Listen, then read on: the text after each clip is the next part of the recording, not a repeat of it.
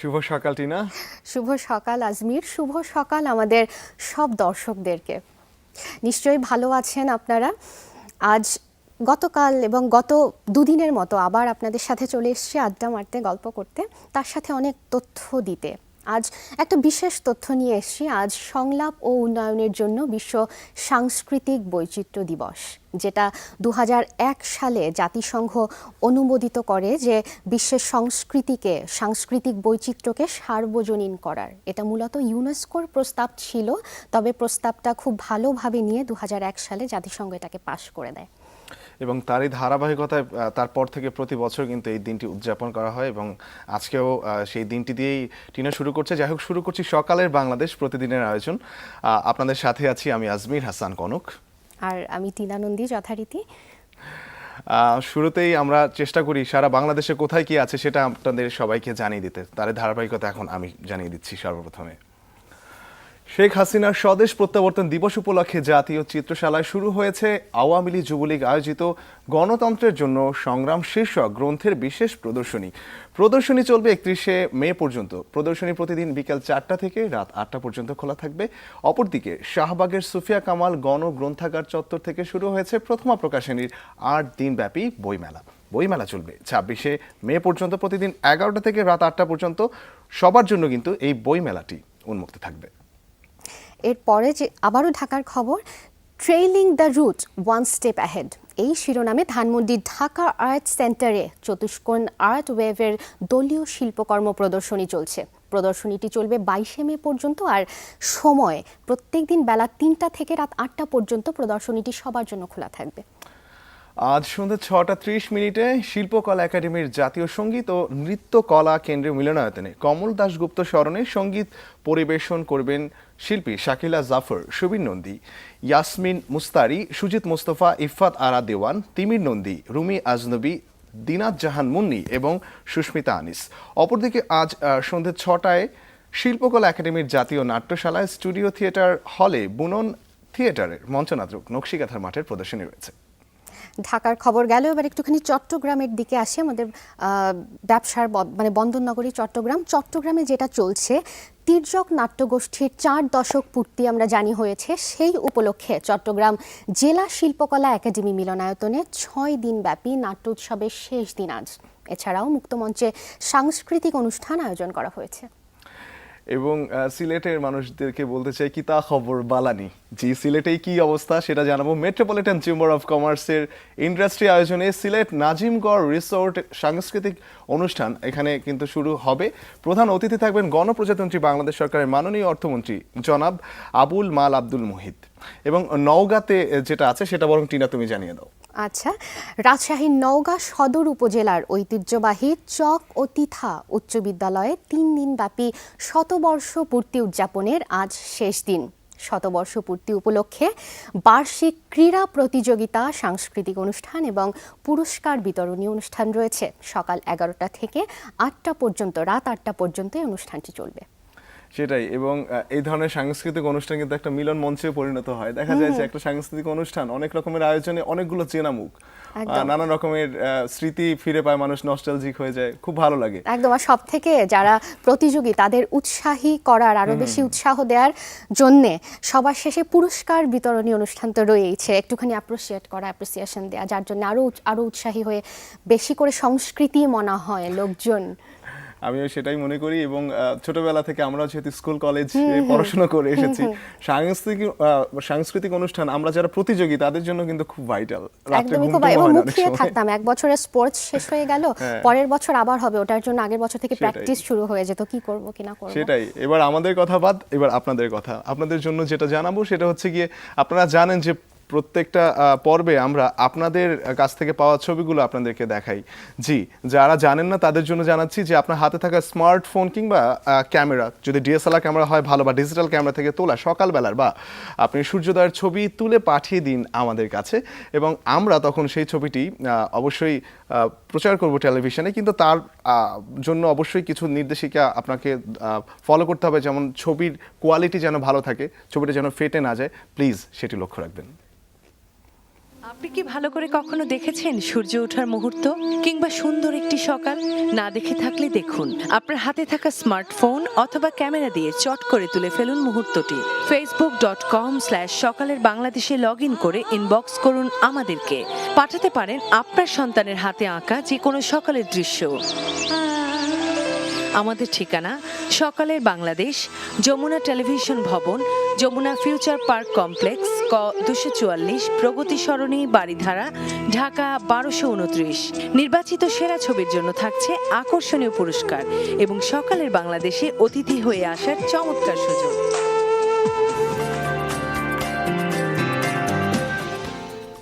জেনে নিলেন আমাদের আহ্বানটি। যারা এখনো কোনো ছবি পাঠাননি তারা ছবি তুলে পাঠান, আর যারা এখন অবধি আমাদেরকে পাঠিয়েছেন, যাদের ছবি আমরা পেয়েছি, তারা আরও ছবি তুলে পাঠান, কারণ একটি পাঠাতে হবে এমন কোনো কথা নেই, একাধিক ছবি আপনারা পাঠাতে পারেন। প্রত্যেক দিন আমরা যেটা করি সেটা হচ্ছে, এখন অবধি আমরা যেই ছবিগুলো হাতে পেয়েছি তার মধ্যে থেকে একটা ছবি আপনাদেরকে দেখাই। আজও তাই করব। আজকে আমরা যে ছবিটি আপনাদেরকে দেখাচ্ছি সেটি পাঠিয়েছেন মিরপুর, ঢাকা থেকে আলোকচিত্রী সোহেলি।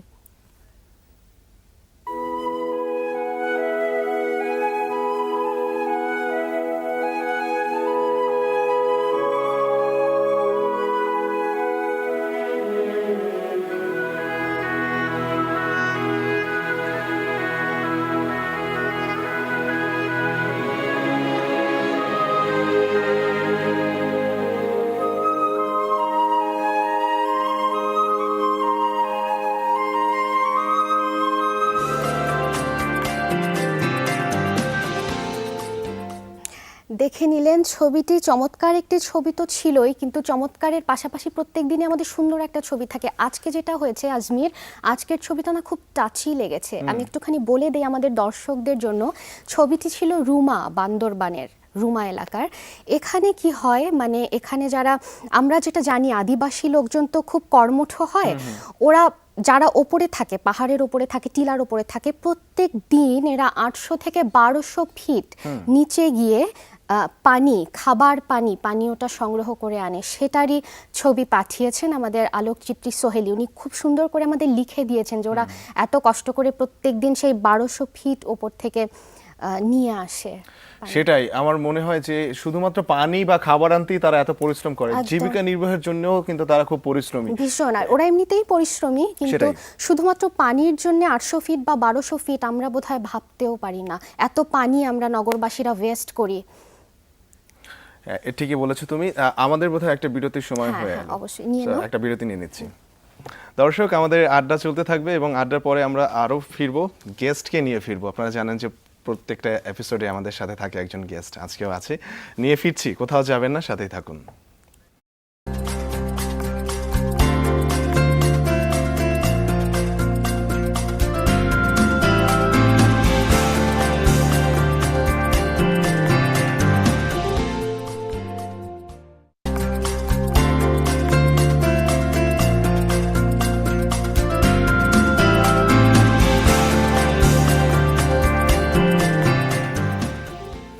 দর্শক, বিরতির পরে যমুনা টিভির প্রতিদিনের সকালের আয়োজন সকালে বাংলাদেশে আরও একবার আমন্ত্রণ জানাচ্ছি আপনাদেরকে। বলে গিয়েছিলাম যে একজন গেস্টকে নিয়ে ফিরবো। একজন গেস্ট আমাদের সাথে আছেন, যিনি আছেন তার নাম বাপ্পি। আপনারা চেনেন তাকে, ক্লোজ আপ 1 থেকে তিনি আমাদের মাঝে পরিচিত হয়েছেন। শুধুমাত্র ফ্রেন্ড সার্কেল না, এখন সারা দেশবাসীর কাছে তিনি পরিচিত। কথা বলবো তার সাথে। বাপ্পি, কেমন আছেন? অনেক ভালো। শুভ সকাল। শুভ সকাল। এমনিতে কি সবসময় সকালে ওঠা হয়, নাকি আজকে আমরা আপনাকে আনলাম বলে আপনি সকালে ওঠার চেষ্টা করি, আসলে হয় না, হয়ে ওঠে না আর কি। আজকে বেশি সুবিধা হয়েছে যে আমার গতকালকে শো ছিল, শো থেকে এখন পর্যন্ত ঘুমোইনি, শো থেকে ডাইরেক্ট চলে এসেছি এখানে। আচ্ছা, তো এখনকার কি কাজকর্ম করছেন, কি নিয়ে বেশি ব্যস্ত আছেন সেটা একটু জানতে চাই শুরুতেই। বরাবরই আসলে আমার ব্যস্ততা থাকে স্টেজ প্রোগ্রাম নিয়ে। আচ্ছা, আমি এটাই বেশি করি। জি। এবং মিক্সড অ্যালবামের কিছু কাজ চলছে। আশা করছি দর্শক সামনে অনেক ভালো ভালো কিছু গান আমার ব্যক্তিগতভাবে উপহার দেওয়ার চেষ্টা করব। আর স্টেজ নিয়ে সবসময় ব্যস্ত থাকা হয় আর কি, দেশের প্রোগ্রাম, দেশের বাইরের প্রোগ্রাম, এগুলো নিয়েই। দেশের বাইরের প্রোগ্রাম বলতে দেশের বাইরে যখন প্রোগ্রাম করতে যান বাংলাদেশকেই তো রিপ্রেজেন্ট করেন, বাংলাদেশের গানের জন্যই ওখানে অনেক অনেক রিকোয়েস্ট আসে, মানে আমাদের দেশি গান শোনার জন্য।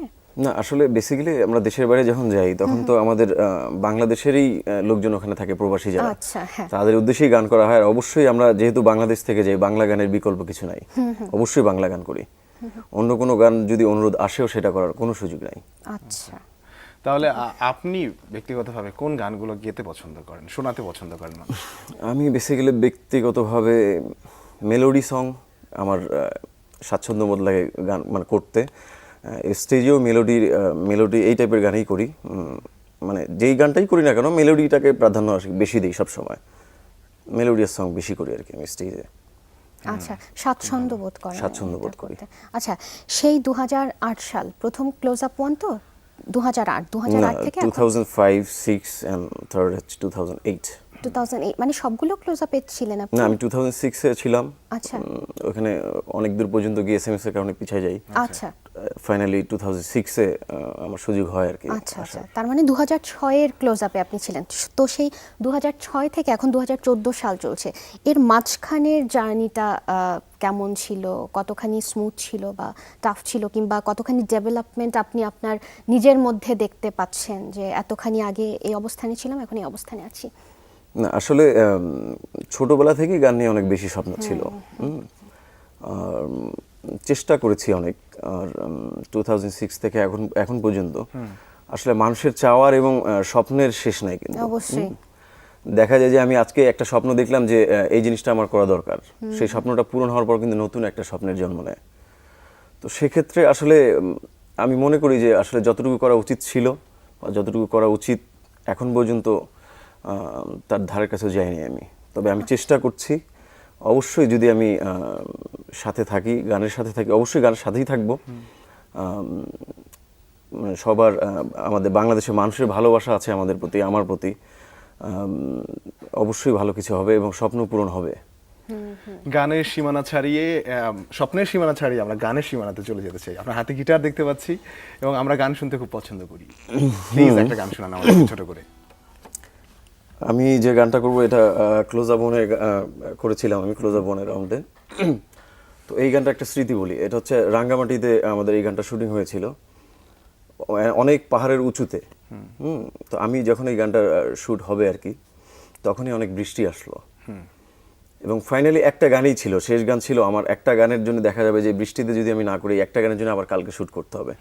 তো এই গানটা বৃষ্টিতে ভিজে ভিজে করেছিলাম এবং বাংলাদেশের মানুষের সবচেয়ে বেশি এসএমএস পেয়েছিলাম এই গানের উপরে, এবং বাংলাদেশে একটা বিখ্যাত গান। আশা করছি ভালো লাগবে, আপনারা একটু চেষ্টা করবেন মুখ মেলানোর।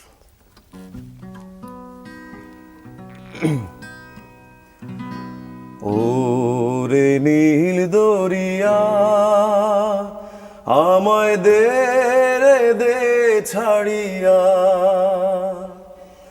বন্দি হইয়া মনোয়া পাখি হায় রে কান্দে রইয়া রইয়া। ওরে নীল দরিয়া আমায় দে রে দে ছাড়িয়া, বন্দি হইয়া মনোয়া পাখি হায় রে কান্দে রইয়া রইয়া। ওরে নীল দরিয়া কাছের মানুষ দূরে থুইয়া, মোহরি আমি ধরফা রাইয়া রে। কাছের মানুষ দূরে থুইয়া, মোহরি আমি ধরফা রাইয়া রে। দারুণ জ্বালা দিবানিশি, দারুণ জ্বালা দিবানিশি, অন্তরে অন্তরে আমার এত সাধের মনোবধুয়ায় রে, কি জানি কি করে। ওরে নীল দরিয়া আমায় দে ছাড়িয়া, বন্দি হইয়া মনোয়া পাখি হায়রে কান্দে রইয়া রইয়া, ওরে নীল দরিয়া। খুব সুন্দর, চমৎকার, খুবই সুন্দর। ভীষণ শ্রদ্ধেয় সুন্দর শিল্পী ছিল। আব্দুল জব্বার স্যারের গান ছিল। খুবই সুন্দর ছিল। Thank you. এটা আপনার গলার সাথে গেছেও খুব, মানে এরকম মনে হয় না কে চাপিয়ে দেয়া, মানে গেছেও খুব। গেছে খুব, আমারও অনেক পছন্দের একটা গান, এই জন্য হয়তো ভালো গাইতে পারি। মানে আপনি দরদ দিয়ে গেয়েছেন বলেই হয়তো বা আপনার এক্সপ্রেশনের সাথে একদম। এনভায়রনমেন্টের সাথে সবকিছুতে মিলেমিশে একাকার একদম হয়ে এর সূত্র ধরে একটুখানি বলতে চাই, এই রকমের গান করতেই কি আপনি স্বাচ্ছন্দ্য বোধ করেন, মানে এই ধরনের- লোক করতে বা মানে কোন ধরনের গান করতে স্বাচ্ছন্দ্য? আগেই বলেছি মেলোডিয়াস সং, এক কথায় যে গানে মেলোডি আছে সেই ধরনের গান করতে বেশি পছন্দ করি। আর দেখা যায় যে আমার পছন্দ, স্টেজে গেলে তো হয় কি বিভিন্ন লোকজনের সামনে, তখন স্টেজে উঠে বিভিন্ন লোকজনের সামনে পড়তে হয়, তখন দেখা যায় নিজের ইচ্ছা থাকলে অনেক গান করতে পারি না। আর এখানে আমি একটুখানি সরি থামিয়ে দিয়েই বলছি, ধরেন মেলোডিয়াস গান বললেন, মেলোডি ব্যাপারটা এক একজনের কাছে এক এক রকম ভাবে মানে ডিপেন্ড করে, তো যে এক একজন ধরেন এটা মনে করছে এটা মেলোডিয়াস, আরেকজন মনে করছে আমার কাছে এটা মেলোডিয়াস, তো না, ওই অর্থে আর কি, মেলোডিয়াস শব্দটা আসলে আমার মনে হয় যে এক ক্ষেত্রেই ব্যবহার হয়। মানে যেমন একটু যেমন আমি এই গানটা করলাম, এইটা একটা ফুল মেলোডিয়াস সং, এবং বাংলাদেশে এরকম অনেক ভালো ভালো গান আছে এরকম মেলোডিয়াস সং। আর মেলোডিয়াস সং এমন এক ধরনের গান যে এগুলো গান শুনলে মানুষের হৃদয় আমার মনে হয় সাথে সাথে স্পর্শ হয়ে যায়, যদি যে গায় সে যদি ভালো মতো গাইতে পারে, আমার কাছে মনে হয়। তো যার কারণে আমার এই ধরনের গান গাইতে সবসময় ভালো লাগে, এবং আমি মরে যাওয়ার আগ পর্যন্ত এই ধরনের ভালো ভালো গান করতে চাই। মরার কথা আচ্ছা। অনেক পরে আসবে, কারণ আপনি একদম ইয়াং মানুষ, অনেক কিছু দেয়ার আছে, অনেক কিছু নেয়ার আছে আমাদের আপনার কাছ তা তো থেকে। যেটা অবশ্যই। বলতে চাচ্ছিলাম, এখন এই যে ইদানিং রেকর্ডিং এর ক্ষেত্রে বা মিউজিক্যাল অ্যারেঞ্জমেন্টের ক্ষেত্রে দেখতে পাই যে সফটওয়্যারের প্রাধান্য খুব বেশি পাচ্ছে। গলাটাকে বিভিন্ন জায়গায় যেখানে একজন শিল্পী গলার নৈপুণ্যতা দেখিয়ে আমাদেরকে মুগ্ধ করবে, সেখানে মেশিন বা সফটওয়্যারের মাধ্যমে সেই গলাটাকে একটু অন্যরকম করে দেয়। তাতে কি মনে হয় যে এইটার কতখানি খারাপ এফেক্ট আমাদের প্রতি পড়ছে, মিউজিকের প্রতি পড়ছে? আসলে একটা জিনিস দেখেন, যে আমি যে গানটা করলাম এই গানটা কত আগের, এই গানটা কত আগের, এই এই এই সময় এই গানটা যখন সৃষ্টি হয়েছে তখন কিন্তু এত টেকনোলজি এত কিছু ছিল না, কিন্তু এই গানটা এখনো যে কোনো জেনারেশন এখনো যদি এই গানটা স্টেজে গাওয়া হয়, নিমিষের মধ্যে পরিবেশ চেঞ্জ হয়ে যায়। এবং একদম বাচ্চা থেকে শুরু করে একদম সিনিয়র লেভেল পর্যন্ত যদি আপনি এই গানটা গান, তার এমনভাবে এটাকে মানে শ্রদ্ধা করে, সম্মান করে বা শুনে যে মুগ্ধ হয়ে যায়। আমি এখন পর্যন্ত এই গানটা যতবার স্টেজে গানটা করি, মানুষ পাগল হয়ে যায়, আমি নিজেও পাগল হয়ে যাই। আর টেকনোলজির যেটা কথা বললেন, যে আসলে যুগের সাথে সবকিছু পরিবর্তন হবে, মানুষ মাত্রই পরিবর্তনশীল, সবকিছুই যুগ এগিয়ে যাচ্ছে, আমরাও এগিয়ে যাচ্ছি। কিছু কিছু ক্ষেত্রে আপনার টেকনোলজি ইউজ করা ভালো, কিন্তু সব ক্ষেত্রে এখন যেটা দেখা যাচ্ছে সব ক্ষেত্রে ম্যাক্সিমাম সব ক্ষেত্রেই আমরা টেকনোলজিতে ব্যবহার করছি টেকনোলজি। এটা উচিত না, আমার মনে হয় এখান থেকে আমাদের একটু বের হয়ে আসা উচিত, একদম কিছুটা র জিনিস করা উচিত। একটু অ্যাকুস্টিক, যার এক্সাম্পল আমার মনে হয় যে সবসময় ওরে আলাদা। নীল দরিয়া আমায় দে রে দে ছাড়িয়ে, এই গানটা হতে পারে। হ্যাঁ, এটা তো আয়োজনে পুরো অ্যাকুস্টিক ছিল। আচ্ছা, আমরা আরেকটু মানে আরো অনেক কথা শুনবো, অনেক গল্প করব, তার সাথে তার থেকে গানও শুনবো। তবে তার আগে সময় হয়ে গেল আমাদের আরেকটা বিরতি নেয়ার। বিরতির পরেই ফিরছি, তাই কেউ কোথাও যাবেন না, সাথেই থাকুন।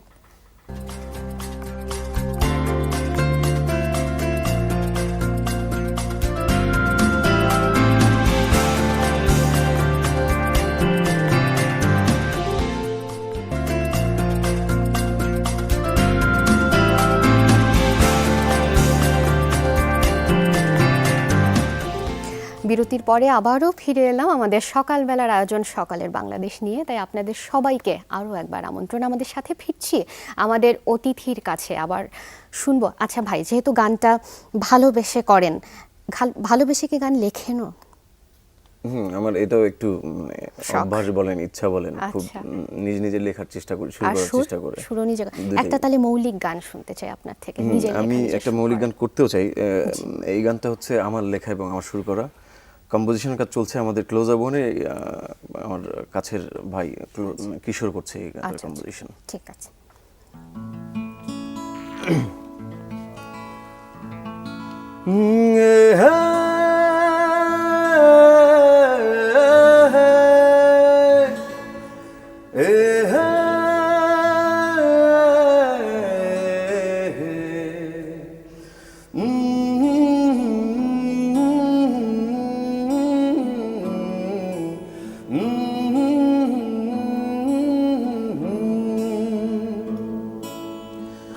ভালোবেসে পুরে ছাই সেও ভালো মরণেও তোমাকে চাই ভালোবেসে পুরে ছাই সেও ভালো মরণেও তোমাকে চাই তোমাকে চাই তোমাকে চাই শুধু তোমাকে চাই হো শুধু তোমাকে চাই ভালোবেসে পুরে ছাই সেও ভালো মরণেও তোমাকে চাই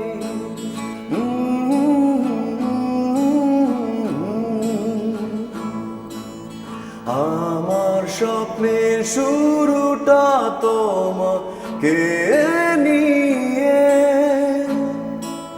শেষটা যেন শুধু তোমাকে ছুঁয়ে আমার স্বপ্নের শুরুটা তোমাকে নিয়ে শেষটা যেন শুধু তোমাকে ছুঁয়ে তোমাকে চাই তোমাকে চাই শুধু তোমাকে চাই হো শুধু তোমাকে চাই শুধু তোমাকে চাই শুধু তোমাকে চাই বাহ, চমৎকার। কোনো একজন মহৎ মানুষ বলেছিলেন তুমি যা চাও তা তোমাকে দেয়া হবে। কারণটা হচ্ছে গিয়ে চাওয়ার মতো করে চাইতে হবে। আমরা চেয়েছিলাম, আপনি আমাদেরকে গান দিলেন এবং আপনি যা চেয়েছেন তা নিশ্চয়ই আপনি পেয়ে যাবেন। অনেক সুন্দর গান ছিল। আমি আসলে দর্শকের ভালোবাসা চাই, এটা থেকে বুঝি পাচ্ছেন তো? আচ্ছা, আরো পাবেন। যেই গানটা শুনলাম এক্ষুনি আমরা, এটা কোনো মানে অ্যালবামে রিলিজ করে গেছে? মিক্সড অ্যালবামে করার ইচ্ছা আছে আর ডুয়েট গান করার ইচ্ছা আছে আর কি। আচ্ছা এখন দেখা যাক আসলে ডুয়েট করবো না সলো করবো, ডিপেন্ড করবে আসলে। আচ্ছা আচ্ছা, এটা কোনো স্টেজে করে ফেলেছেন এর আগে বাংলাদেশ বা এই দেশের বাইরে? টেলিভিশন প্রোগ্রামই করছি আর কি, টেলিভিশন প্রোগ্রাম স্টেজে করা শুরু আচ্ছা, করি। ভালো, তাহলে আমরা মনে হয় প্রথম দিকেই শুনে ফেললাম এই গানটা। আচ্ছা, ধন্যবাদ Lucky তার guys. জন্য। কনসার্টের কথা একটুখানি আসে, বলছিলেন যে স্টেজ প্রোগ্রাম নিয়ে খুব ব্যস্ত থাকেন। দেশে যখন স্টেজ করেন আর দেশের বাইরে যখন স্টেজ করেন, এই দুটোর মধ্যে তো নিশ্চয়ই একরকম হয় না, এনভায়রনমেন্ট বলি বা যা কিছু, মানে কোনো বেসিক পার্থক্য বুঝতে কি পেরেছি। আসলে ফেস করেন? দেশটা আমার কাছে মনে হয় যে এটা আমার একটা বাড়ি, আচ্ছা, দেশটাই বাড়ি। দেশটাই একটা বাড়ি এবং সবাই আমাদেরকে ভালোবাসে, সবাই আমাকে ভালোবাসে এবং আমি আমার গান দিয়ে তাদের ভালোবাসাকে জয় করার চেষ্টা করি সবসময়। দেশটা আমার বাড়ি যেহেতু, আর বাড়ির বাহিরটা হচ্ছে আমার দেশের বাইরে। আচ্ছা, তো দেশের বাইরে যখন যাই আসলে তাদের রেসপন্সটা সত্যিকার অর্থে মনে হয় যে তারা আমাদেরকে যেরকম রেসপেক্ট করে, আমাদেরকে যেরকম সিকিউরিটি দেয়, সব মিলে মনে হয় যে না আসলেই মনে হয় আমি স্টার কিছু একটা। অতিথি একটা ব্যাপার এবং থাকে, যেটা এবং বাড়ি তারা আমাদেরকে পেলে তারা পাগল হয়ে যায় এবং সত্যিকার অর্থে আমরা যখন একটা পরিবেশ থেকে আরেকটা পরিবেশে যাই আমাদের কাছেও মনে হয় যে না কোথায় আসলাম, কি যেন পাইলাম। আমাদেরও ইমোশনালি অনেক কিছু কাজ করে, দেশের মানুষকে পাচ্ছি, দেশের বাইরে গিয়ে দেশের মানুষকে পাওয়া, এটা আলাদা একটা অনুভূতি। ঠিক তাদের ক্ষেত্রেও একই জিনিসটা কাজ করে। অনেকদিন তো পরে দেশের বাইরের কনসার্টের ফিলিংসটা একদম ডিফারেন্ট, একদম তাছাড়া different। তারকাও তো আপনি। আপনার সাথে কিন্তু আমাদের এই যে কনভারসেশন আড্ডা চলতেই থাকবে, গানও আমরা শুনবো, কিন্তু এই মুহূর্তে আমার ছোট্ট একটু কাজ আছে। কাজটা কি এখনই জানা যাবে? সেটা হচ্ছে দর্শক সঙ্গীত শিল্পী বাপ্পি রয়েছেন আমাদের সাথে, তিনি গান গাইছেন, আমরা গান শুনছি, কিন্তু এই মুহূর্তে সর্বশেষ নিউজ আপডেট জানতে আমাদের নিউজ স্টুডিওতে যেতে হচ্ছে। সহকর্মী তানভীর আহমেদ জানিয়ে দেবে এখন পর্যন্ত হাতে পাওয়া নিউজ হেডলাইন্স। আজমির, ধন্যবাদ আপনাকে। এবং সেই সাথে জানাচ্ছি শুভ সকাল দর্শক, শুভেচ্ছা। যমুনার হেডলাইন নিউজে আমন্ত্রণ জানাচ্ছি আমি তানফির আহমেদ। নাইজেরিয়ার বাণিজ্যিক শহর জসে ভয়াবহ গাড়ি বোমা হামলায় শতাধিক নিহত হয়েছে। পরপর দুটি হামলায় আহত হয়েছে আরও অর্ধশতাধিক মানুষ। নিহতদের অধিকাংশই নারী। যশ শহরের টার্মিনাসে এলাকায় এই বোমা হামলার ঘটনা ঘটে। হামলায় অধিকাংশ দোকানপাট পুড়ে গেছে।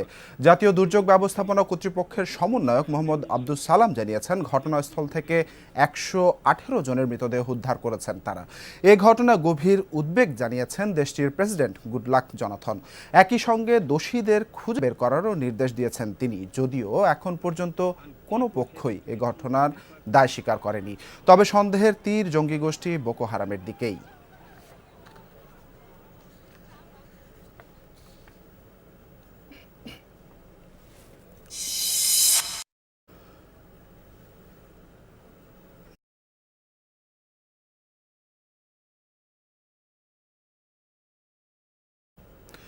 নিহত ফেনীর ফুলগাজী উপজেলা চেয়ারম্যান একরামুল হকের প্রথম নামাজে জানাজা সকাল 9টায় ফেনী শহরের ঈদগাহ ময়দানে অনুষ্ঠিত হবে। পরে মরদেহ নেওয়া হবে ফুলগাজীর গ্রামের বাড়িতে। এদিকে একরামুল হককে হত্যার ঘটনায় গতরাতে তার ভাই রেজাউল হক জসিম হত্যা মামলা দায়ের করেছেন। মামলায় বিএনপি নেতা মাহতাবউদ্দিন খানকে আসামি করা হয়েছে। মঙ্গলবার সকালে ফেনীর একাডেমি এলাকায় একরামুলের গাড়িতে পেট্রোল ঢেলে আগুন ধরিয়ে দেয় দুর্বৃত্তরা। এতে দগ্ধ হয়ে তিনি নিহত হন। একরামুল হক গুরুতর আহত হন গাড়ি চালক সহ আরও 3 জন।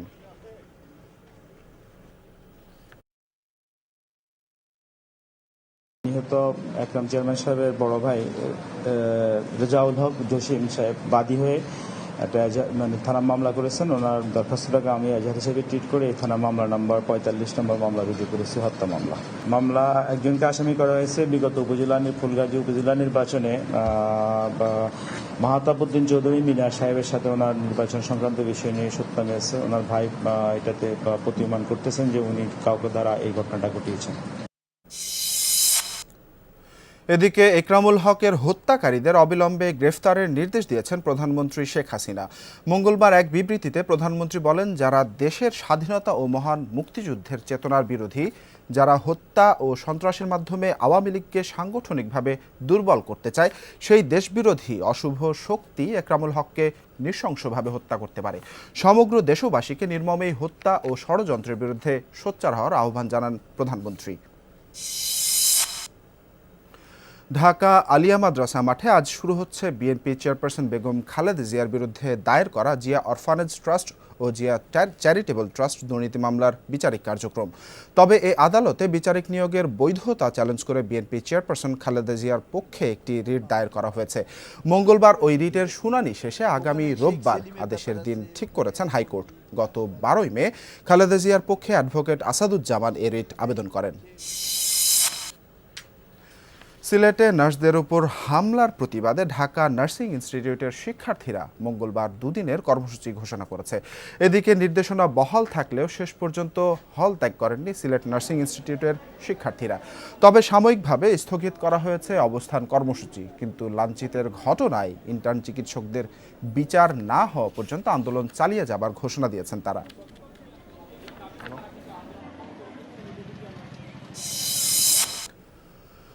থাইল্যান্ডে শান্তি ফিরিয়ে আনতে সেনাবাহিনীর প্রতি অনুরোধ জানিয়েছেন অন্তর্বর্তী প্রধানমন্ত্রী নিয়োত্তামরাং বুনসং পাইসান। এক বিবৃতিতে সংবিধান সমুন্নত রাখতে থাই সেনাবাহিনীর নেওয়া পদক্ষেপকে সাধুবাদ জানান থাই প্রধানমন্ত্রী। একই সঙ্গে 3রা আগস্ট নির্বাচন অনুষ্ঠানের লক্ষ্যে নির্বাচন কমিশনকে প্রস্তুতি গ্রহণের আহ্বান জানিয়েছেন তিনি।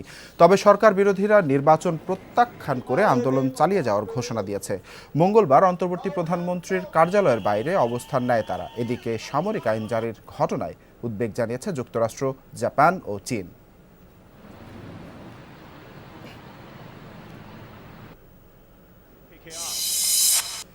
ইন্ডিয়ান প্রিমিয়ার লিগ আইপিএল এর খবর। সাকিব আল হাসানের ব্যাটিং নৈপুণ্যে চেন্নাইকে 8 উইকেটে হারিয়ে প্লে অফের রেসে টিকে থাকলো কলকাতা নাইট রাইডার্স। আর দিনের প্রথম ম্যাচে রয়্যাল চ্যালেঞ্জার্স বেঙ্গালুরুকে 7 উইকেটে হারিয়েছে সানরাইজার্স হায়দ্রাবাদ। টস জিতে প্রথমে চেন্নাইকে ব্যাট করতে পাঠায় কলকাতা। বল হাতে এদিন শুরু করেন সাকিব আল হাসান। তবে 4 ওভারে 30 রান দিলেও কোনো উইকেট পাননি তিনি। সুরেশ রায়নার 65 রানের সুবাদে 4 উইকেট হারিয়ে 155 রানের টার্গেট দেয় ধোনি বাহিনী। জবাবে গম্ভীর উথাপ্পার 64 রানের জুটিতে ভালো শুরু করে কলকাতা, তবে হারের পরও 16 পয়েন্ট নিয়ে টেবিলের 2-এ আছে চেন্নাই। আর এর সাথে শেষ করবো আমাদের এখনকার আয়োজন। ফিরে আছে আমাদের প্রতিদিনের আয়োজন সকালের বাংলাদেশে আজমিরের কাছে। আজমির, অসংখ্য ধন্যবাদ তানভীর আমাদেরকে আপডেটেড করে দেওয়ার জন্য, এবং প্রতিদিন আপনি এই দায়িত্বটি পালন করেন। Thank you very much once again. আমরা আড্ডাতে চলে যাচ্ছি আবার। সঙ্গীত শিল্পী বাপ্পি আছেন আমাদের সাথে।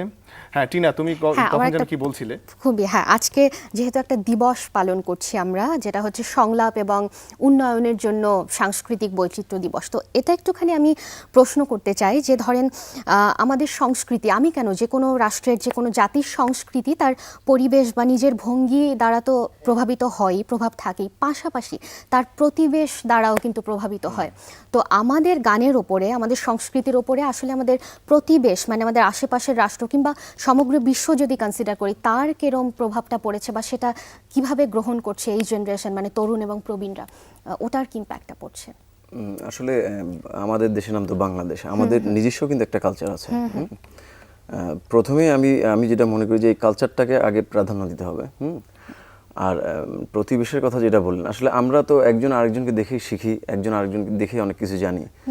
তো আমাদের আপনি দেখেন কিছুদিন আগে বাংলাদেশে এ আর রহমান উনি আসলেন, তো ওনার কনসার্টে যদিও যাওয়ার সুযোগ হয়নি, তারপর বাংলাদেশে অনেক বড় বড় মিউজিশিয়ান, বাংলাদেশে অনেক মানুষ সেখানে গিয়েছিল, এবং তাদের যে আগ্রহ তার প্রতি এবং আমাদের দেশের শিল্পীদের প্রতি, তো এবং আমার কাছে মনে হয় যে আমাদের এ আর রহমান ওনার কাছ থেকে অনেক কিছু শেখার আছে আমাদের বাংলাদেশের, এবং আমাদের বাংলাদেশের মিউজিক ডিরেক্টর যারা কম্পোজিশন করছে, যারা গান গাইছে, আমাদের কাছ থেকেও কিন্তু দেখা যায় অনেক সময় কিন্তু প্রতিবেশী বা দেশ বা ওয়ার্ল্ড ওয়াইড অনেকেই অনেক কিছু নিচ্ছে। হ্যাঁ, আমাদের মৌলিক গানগুলো, আমাদের লোকগানগুলো তো এখন খুবই নিচ্ছে বাইরের লোকজন নিচ্ছে। তো আসলে একজন আরেকজনের দেখে বা একজন আরেকজনের শুনে এইভাবেই কিন্তু উন্নতি হয় আর কি, বা ডেভেলপ হয় আর কি। হ্যাঁ, তো ধন্যবাদ বাপ্পি ভাই আপনাকে। এবার একটু চলে যেতে হবে আমাদের সহকর্মী সামি কোথায় আছে, ও বোধহয় আমাদের কিছু জানাতে চায় যে এই দিবসটা নিয়ে আমরা একটু শুনতে চাই। সামি আমাদের জন্য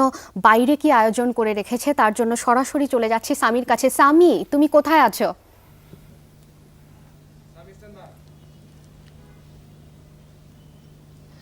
ধন্যবাদ টিনা, তোমাকে আমি শুনতে পেয়েছি। আসলে তোমরা কথা বলছিলে সাংস্কৃতিক বৈচিত্র্য নিয়ে। সাংস্কৃতিক বৈচিত্র্যের যে ব্যাপারটি, তা হচ্ছে যে এটি কিন্তু প্রকৃতির এক অনন্য অবদান, এবং আজ বিশ্ব সাংস্কৃতিক বৈচিত্র্য দিবস, এবং এই পার্টিকুলার ব্যাপারটি নিয়ে কথা বলতে আমি সরাসরি চলে এসেছি ঢাকার মোহাম্মদপুরে, এবং এটি হচ্ছে জাপান গার্ডেন সিটিতে। এখানে আমি যার সঙ্গে আসলে কথা বলবো তিনি হচ্ছেন মির্জা তাসলিমা সুলতানা, তিনি সহযোগী অধ্যাপক নৃবিজ্ঞান বিভাগ, জাহাঙ্গীরনগর বিশ্ববিদ্যালয়। ম্যাম, শুভ সকাল আপনাকে। শুভ সকাল। আচ্ছা, শুভ সকাল ম্যাম। এই যে ব্যাপারটি নিয়ে আসলে আমরা কথা বলতে চাচ্ছিলাম, সেটি হচ্ছে সাংস্কৃতিক বৈচিত্র্য, এবং আজকে যে সাংস্কৃতিক বৈচিত্র্য দিবস, এবং মূলত আসলে ইউনেস্কো এই দিবসটি ঘোষণা করেছিল যে এই ব্যাপারটিতে একটি জাতির বা একটি বর্ণের অথবা একটি দেশের মানুষকে সচেতন করার জন্য। এটি আসলে কতটা ইম্পর্টেন্ট, এই সাংস্কৃতিক বৈচিত্র্যের ব্যাপারে সচেতন করাটা? সাংস্কৃতিক বৈচিত্র্যের ব্যাপারে জানা থাকা আমাদের সকলের তো খুব জরুরি, যেটা আমাদের জানা ছিল না। আমরা মনে করছি যে আমরা বাঙালি, শুধু আমরা বাঙালিরাই আছি, কিন্তু আসলে তো তা না। বা আমরা মুসলমানরাই শুধু আছি, তাও না। কারণ ধর্ম, জাতিসত্তা ভেদে আমাদের যে আমাদের সাংস্কৃতিক আচার আচরণ, জীবনযাপন ভিন্ন হয়ে যায়, এবং সেটার প্রতি যে আমাদের অন্যান্য যে সমস্ত জাতিগোষ্ঠী আছে, সেই ভিন্নতার প্রতি যে আমাদের সম্মান রাখতে হবে, আমাদের শ্রদ্ধা করতে হবে, সেটা তো সচেতনতার বিষয়। সেটা তো আমাদের জানা থাকা মানে খুবই জরুরি। সেটা সচেতন করা বা সেটা সেই সংবেদনশীল হয়ে ওঠা আমাদের বড় ছোট সকলের জন্য খুবই জরুরি। আচ্ছা, আমাদের দেশের পয়েন্ট অফ ভিউ থেকে যদি আমরা চিন্তা করি যে আমাদের দেশে কিন্তু কিছু ক্ষুদ্র নৃগোষ্ঠী আছে, তো তাদের যে সাংস্কৃতিক বৈচিত্র্যটা যদি আমরা চিন্তা করি বা তাদের সংস্কৃতির কথা যদি চিন্তা করি, অনেকেই অনেকাংশে বলে যে এই তাদের সংস্কৃতি হয়তো বিলুপ্তির পথে, এবং অনেকে গ্লোবালাইজেশনকে এক্ষেত্রে অনেকটা দায়ী করে। আপনার কি মনে হয় এই পার্টিকুলার ব্যাপারটি নিয়ে আমাদের আসলে কি করণীয় আছে, বা গ্লোবালাইজেশনকে আসলেই তাদের সংস্কৃতিকে ওইভাবে তুলে ধরতে দিচ্ছে না? আমি আসলে এখানে গ্লোবালাইজেশনের চাইতে মনে করি আমাদের আমাদের দেশে আমরা যারা আছি এবং আমরা যারা বেশি সংখ্যায় যারা আছি, বিশেষ করে বাঙালিরা, আমাদের মনে হয় আধিপত্যকারী ভূমিকাটা অনেক বেশি উন্মোচন হওয়া জরুরি। এবং আমরা কত বেশি আধিপত্যকারী, আমরা আমাদের চলনে বলনে চিন্তায় মননে আমরা কি কখনো বৈচিত্র্যতাকে আসলে জায়গা দেই? আমরা কি বৈচিত্র্য যে থাকতে পারে আমরা সেগুলোকে নিয়ে মানে মৌখিকভাবে গর্ব করি, কিন্তু আমরা যখন জীবনযাপনে প্র্যাকটিস করি তাদেরকে কিন্তু আমরা সমমর্যাদা সম্মান দিই না। হ্যাঁ, বরং আমরা যে সমস্ত আদিবাসী অন্যান্য জাতিসত্তা যারা আছেন তাদেরকে আমরা মনে করি যে তারা সাংস্কৃতিক অর্থে নিচু মানের, খাটো করে দেখি তাদেরকে, তাদের চালচলন পোশাককে আমরা খাটো করে দেখি। তো সেগুলো তো আসলে একই সাথে অর্থনৈতিক সম্পর্কের সাথে জড়িত, এবং অর্থনৈতিকভাবে আমরা এই ক্ষুদ্র জাতিসত্তা যারা আছেন, বা ক্ষুদ্র আমি বলতে রাজি নই, কারণ ক্ষুদ্র শব্দটার সাথে খুব সেই ডেরোগেটরি সমস্যা আছে, কারণ সংখ্যাটা কোনো ব্যাপার না। ব্যাপারটা হচ্ছে যে আমরা তাদের আলাদা পরিচয় আছে, তাদের আলাদা ভাষা আছে, তাদের আলাদা বৈশিষ্ট্য আছে তাদের জীবনযাপনের। এই সমস্ত বৈশিষ্ট্যগুলোকে আমরা অর্থনৈতিকভাবে যখন তাদেরকে দমিয়ে রাখি, তখন আসলে সেগুলোর প্রভাব তাদের সমস্ত কিছুতেই পড়ে, তাদের শিক্ষায়, তাদের ভাষায়। এবং তারা যখন প্রান্তিক হয়ে ওঠে, তারা যখন প্রান্তিক থেকে আমাদের সাথে সমপর্যায়ে হয়ে আসতে চায়, তাদেরকে কিন্তু তাদের নিজেদেরটা ছেড়ে আসতে হয়। এবং ছেড়ে আসতে গিয়ে তাদের পোশাক বলেন, পোশাকে পরিবর্তন হয়। যেমন ধরেন আদিবাসী মেয়েদের পোশাক নিয়ে আমাদের মধ্যে যে ধরনের এক ধরনের কিছুটা আবার সবসময় একটা আছে ডেরোগেটরি, ওটা আমরা পড়ি না, ওটা আমাদের নয়, ওরা যেভাবে পড়ে সেরকম করে নয়। আবার একই সাথে এটার সাথে যেমন করে আদিবাসী নারীদেরকে এক ধরনের যৌন বস্তু হিসেবে দেখবার প্রবণতা থাকে, তখন কিন্তু তাদের প্রয়োজন হয়ে পড়ে তাদের পিননটা বা তাদের আদি যেটা আছে, যেসব পোশাক যেগুলো আছে, সেটাকে কিছুটা বাঙালিদের মতো করে পরবার, তারা যেভাবে অরিজিনালি পরতো সেভাবে কিন্তু পড়ে না। তো এগুলো আসলে কি আমরা আসলে এটা বাঙালিরা যথেষ্ট সচেতন? আমরা জানি যে আমরা কি ভাবি যে তাদেরও অধিকার আছে তাদের মতো করে জীবনযাপন করার, যেমন আমাদের রয়েছে। আচ্ছা, এখন আরেকটি প্রসঙ্গে যদি আমি এসে, আপনি একটু আগেই বললেন যে আদিবাসীদের পোশাক হয়তো আমরা আমাদের মতো করে পড়তে চাচ্ছি। তো এই যে সংস্কৃতির একটি মিশ্রণ কিন্তু আমরা আমাদের মধ্যে দেখতে পাই, যেটি জানি না কেন আমরা এই জিনিসগুলো গ্রহণ করছি। এই জায়গাটিতে পার্টিকুলারলি হয়তো সংস্কৃতির কোনো দোষ নেই, হয়তো দেখা যাচ্ছে যে আমরা ইন্ডিয়ার কার্টুনগুলো বাংলাদেশে চলছে, হিন্দিতে চলছে, আমাদের বাচ্চারা হিন্দি শিখছে, সেগুলো নিয়ে আমরা বলছি যে সেই ভাষাটির হয়তো দোষ বা সেই সংস্কৃতির দোষ। তো এই জায়গাটিতে মনে হয় না আমাদের আসলে সচেতনতার অভাবটি আছে? হ্যাঁ হ্যাঁ, নিশ্চয়ই। আমরা তো সচেতন, আমরা তো ইংরেজি ভাষা শিখি, আমাদের বাচ্চারা ইংরেজি ভাষা বললে আমরা খুশি হই। ইংরেজি কার্টুন নিয়ে আমাদের বিশেষ কোনো আপত্তি নেই, কিন্তু আমরা হিন্দি নিয়ে অনেক আপত্তি করি। এগুলো আসলে আরেকটি ভাষা জানা, এটা আমাদের বাচ্চাদের জন্য কোনো অসুবিধা তো নেই। এখন আধিপত্যের ব্যাপার যেটি আসে, সেটা তো আপনার অর্থনৈতিক আধিপত্য আছে, তার প্রকাশ নানাভাবে ঘটছে।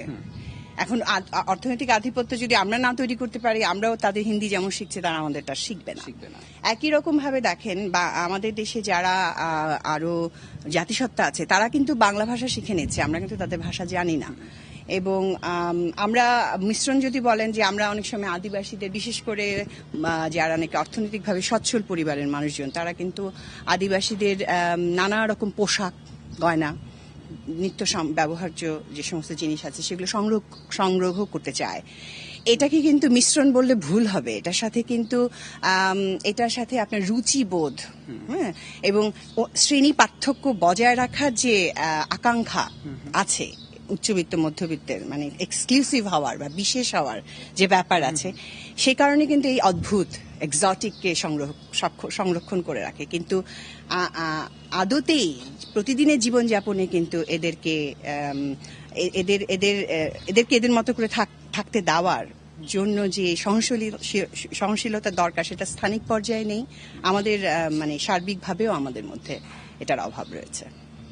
আপনাকে অসংখ্য ধন্যবাদ। আসলে আমাদের হাতে সময় খুব কম এবং এই ব্যাপার নিয়ে আসলে যদি আমরা কথা বলতে চাই অনেক সময় নিয়ে কথা বলতে হবে, হয়তো পরবর্তীতে কোনো এক সময় আমরা আপনার সঙ্গে পার্টিকুলারলি এই ব্যাপারটি নিয়ে কথা বলবো। তো শেষের আগে আসলে যে কথাটি বলতে চাই, ম্যাডাম বলছিলেন যে সাংস্কৃতিক বৈচিত্র্য নিয়ে কথা, এবং ব্রাজিলে কিন্তু আর কয়দিন পর বিশ্বকাপ শুরু হচ্ছে, ফুটবল বিশ্বকাপ, এবং একটি থিম বা স্লোগান কিন্তু ঘোষণা করা হয়েছে যে মাই কাপ ফর পিস, এবং এখানে 32টি দেশ অংশগ্রহণ করবে, 32টি দেশের মানুষ আসবে, পর্যটকেরা আসবেন, এবং এই জায়গাটিতে কিন্তু একটি সংস্কৃতির আদান প্রদান হবে, ভাব বিনিময় হবে, এবং তার মাধ্যমে ব্রাজিলে কিন্তু একটি সহিংসতা চলছে এবং মাদক নিয়েও অনেক কথাবার্তা চলছে, এবং তাদের তরুণ প্রজন্ম হয়তো মাদকের দিকে অনেক বেশি আগ্রহী হয়ে উঠছে। সে সমস্ত বিষয় থেকে শান্তি লাভের জন্য তারা কিন্তু এই ওয়ার্ল্ড কাপকে বেছে নিয়েছেন। সুতরাং বুঝতেই পারছি আমরা এই যে সাংস্কৃতিক বৈচিত্র্যের যে একটি আদান প্রদান অথবা সংস্কৃতির যে আদান প্রদান, সেটি কিন্তু বিশ্ব শান্তি রক্ষায়ও একটি বড় ভূমিকা রাখতে পারে। আমরা ফিরে যাচ্ছি স্টুডিওতে। ধন্যবাদ সামি, তোমাকে অনেক সুন্দর করে তুমি বুঝিয়ে দিলে। এই জন্য না সবসময় তুমি কি বলো, তুমি কি আয়োজন রেখেছো আমাদের জন্য, এটা দেখার জন্য আমরা সবাই অপেক্ষা করতে থাকি। এখানে আরেকটুখানি বিশেষ কারণে তোমাকে ধন্যবাদ জানাতে চাই, কারণ তুমি হচ্ছে আজ আমাদের এমন একজনের কাছে নিয়ে গেছো যিনি নৃবিজ্ঞানকে যাপন করে। আর নৃবিজ্ঞান এমন একটা শাখা যেটা হচ্ছে মানুষকে সামগ্রিক দৃষ্টিভঙ্গি থেকে বিচার করে। তো দৈহিক বিজ্ঞানের পাশাপাশি সাংস্কৃতিক বৈচিত্র্য নিয়ে কাজ করা, সংস্কৃতিকে যাচাই বাছাই করা, তার বিবর্তনের ইতিহাস জানা এবং এটার মার্চ করা সম্পর্কে যে বিশ্লেষণ, এটা একজন নৃবিজ্ঞানের লোক করে। তাই জন্য খুব ভালো হয়েছো তুমি, খুব ভালো করেছো আজ একজন নৃবিজ্ঞানের মানুষের কাছে তুমি আমাদেরকে নিয়ে গেছো। দর্শক, আবার ফিরছি আমাদের অতিথির কাছে। আমরা বোধহয় খুব অল্প সময় পাবো আপনার সাথে, আর একদম শেষ পর্যায়ে চলে এসেছি আমরা। তো যেতে যেতে আমরা একটা গান শুনবো, তার আগে একটুখানি আপনাকে আসার জন্য ধন্যবাদ জানাচ্ছি। আমাদের এখানে এলেন, সকালবেলা আমাদেরকে সময় দিলেন অনেক ব্যস্ততার মধ্যে, এজন্য ধন্যবাদ। এবার হচ্ছে একটা গান শুনবো আপনার পছন্দের, কিংবা আপনার কণ্ঠে দর্শকরা শুনতে পছন্দ করে সেরকম একটা গান শুনতে শুনতে আমরা বিদায় নিচ্ছি। ওকে, আপনাদের দুজনকেই ধন্যবাদ। যমুনা টিভিকে ধন্যবাদ আজকে আমাকে আমন্ত্রণ জানবার জন্য। আমি আবারও সেই আমলের একটা গান করছি, টেকনোলজির যুগ যখন ছিল না, মানে ওল্ড ইজ গোল্ড। তো বাংলাদেশের বিখ্যাত একটা গান, আমার পছন্দের একটা গান, একটুখানি করছি আর কি। যেখানে সীমান্ত তোমার, সেখানে বসন্ত আমার, ভালোবাসার হৃদয়ে নিয়ে আমি বারে বার আসি ফিরে, ডাকি তোমায় কাছে। যেখানে সীমান্ত তোমার, হাজার ফুলে ছেয়েছে যে পথ, আমি চিনি চিনি সে ঠিকানা।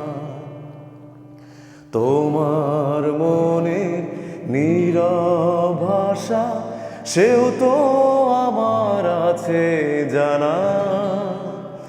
হাজার ফুলে ছেয়েছে যে পথ, আমি চিনি চিনি সে ঠিকানা। তোমার মনে নীরব ভাষা, সেও তো আমার আছে জানা। আমি তো চাই না তোমারে দ্বিধা, ভেঙে দাও কাছেরই বাধা। সীমার বাঁধন ছিঁড়ে তুমি এসো এই ফুলেরই কাছে।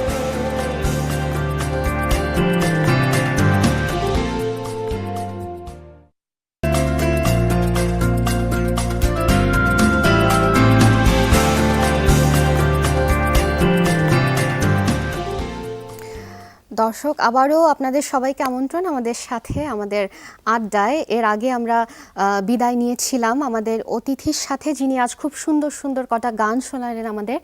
আড্ডাটাও সুন্দর হলো তার সাথে। আচ্ছা, এবার একটুখানি আপনাদের কাছে ফিরি। আপনাদের সবাইকে ধন্যবাদ তো প্রথমেই একবার জানিয়েছি, আরও একবার বলি আপনাদের সবাইকে আরও একবার ধন্যবাদ, এতক্ষণ আমাদের সাথে থেকেছেন। এরপরে যেটা বলতে চাই সেটা হচ্ছে আমরা যখন সকালের বাংলাদেশের এই আয়োজনটা শুরু করেছিলাম আপনাদের জন্য, তখন থেকেই আমরা বলছি যে আমাদের এই আয়োজন, সকালবেলার আয়োজন, ইনফ্যাক্ট আমাদের সবকটা আয়োজন শুধুমাত্র আপনাদের কথা মাথায় রেখে আপনাদের জন্য। তাই আপনাদের কাছেই জানতে চেয়েছিলাম কেমনভাবে দেখতে চান আমাদের এই আয়োজনকে, সকালের বাংলাদেশকে। আপনারা আমাদেরকে জানান কেমনভাবে দেখতে চান। তার জন্য যেটা করতে হবে, আমাদের ওয়েব পেজে লগ অন করতে হবে। লগ অন মানে অ্যাড্রেসটা আমি বলে দিই, যেটা হচ্ছে facebook.com/সকালের বাংলাদেশ। এখানে লগ অন করবেন আর আমাদেরকে লিখে পাঠান আরও কি করতে পারি আমরা আপনাদের মনের মতন করে সাজাতে গেলে আমাদের আয়োজনটা। শুধু সকালের বাংলাদেশ নয়, যমুনা টেলিভিশনের প্রত্যেকটি আয়োজন আপনাদের সবার জন্য। বিজ্ঞান, মহাকাশ, জ্যোতির্বিজ্ঞান, রোবোটিক্স ও কম্পিউটার এইসবের মধ্যে যারা বিনোদন খোঁজেন তাদের জন্য আজ সন্ধ্যে 6:30 যমুনার আয়োজন টেক ট্রিক।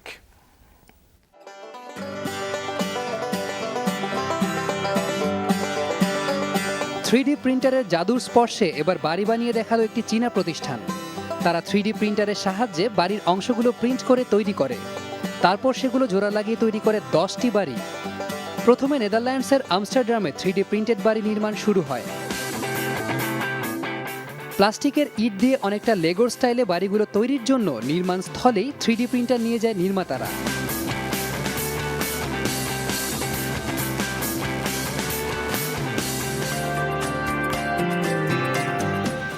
তো আশা করি দেখতে ভুল করবেন না, কারণ আপনাদেরকে আনন্দ দিতে এবং আপনাদেরকে জানাতেই আমাদের সর্বশ্রেষ্ঠ প্রচেষ্টাটি।